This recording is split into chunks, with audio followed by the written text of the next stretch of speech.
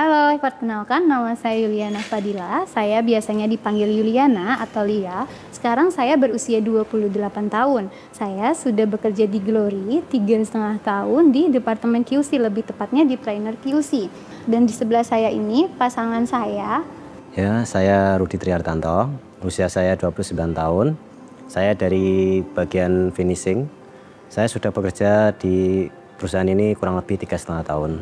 Saya anak ketiga dari 3 bersaudara. Ya, kami menikah sejak 2021 kurang lebih. Ini memasuki tahun kelima ya di pernikahan kita. Kami sudah mempunyai 1 orang anak. Tapi setelah menikah, tentunya kita memiliki kebutuhan berdua yang tidak hanya seorang sendiri. Jadi di situ kita mulai, awalnya kita masih berjalan sendiri-sendiri, pola keuangan kita yang menurut kita itu tidak baik. Nah, di saat itu saya mulai bercerita tentang Rise. Saya itu tipikal orang setelah pulang kerja, ketika ada kegiatan saya akan share ke suami saya, ke pasangan saya. Saya akan share, saya hari ini melakukan kegiatan ini loh, dan dia ternyata tertarik di bidang budgeting itu.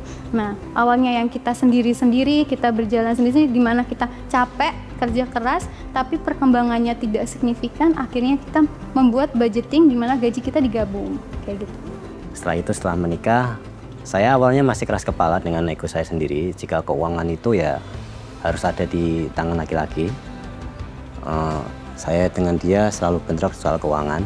Sampai pada akhirnya dia mulai sharing sedikit cerita tentang apa yang dia trainingin, tentang Rise, tentang manajemen. Dan akhirnya saya mulai sedikit terbuka. Kita diskusikan lagi, sampai akhirnya kita sepakat buat memulai budgeting keuangan di keluarga kita. Jadi saya ikut training, jadi saya sampaikan, kita duduk bersama. Awalnya pulang kerja itu di jalan atau di rumah, saya bercerita tentang, tidak hanya tentang budgeting saja, semua tentang training Rise itu saya sampaikan.